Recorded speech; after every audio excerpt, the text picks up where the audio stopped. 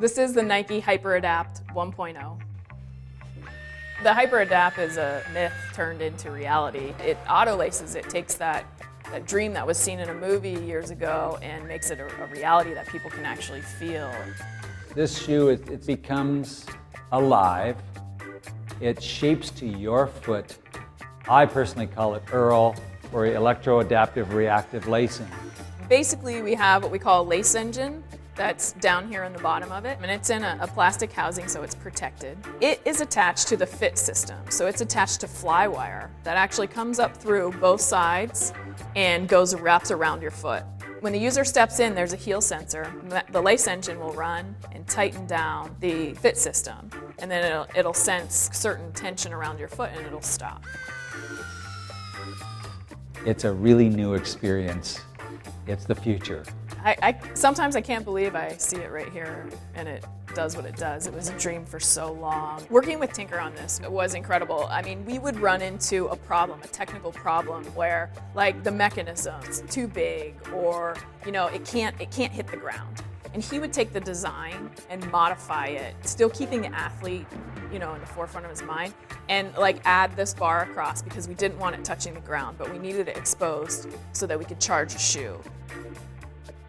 I'm excited to not only continually look for cool projects, but just working with the latest technology is just amazing. There's two buttons here, minus to loosen, plus to tighten, and just adjust it simply throughout your day. I mean, it takes less than a second to adjust. And think of retying your laces every time you want to make an adjustment. This shoe lights up. We've seen lights in shoes before, but typically they're kind of gimmicks. There's really nothing about this EARL shoe that isn't sort of purposeful. So the lights tell you when the motor's running. The lights tell you when the batteries are fully charged. The battery's going to last you roughly about 2 weeks. So when your battery's full, it's blue. When it gets to yellow, you have a few more days. When it gets to red, you should get it on the charger right away. And so this is the charger. You have 2 pucks because you got to charge 2 shoes. It just magnetically sticks to the bottom. You plug it in. This blue light will flash. It takes about 3 hours to charge it, and then you're good for another 2 weeks.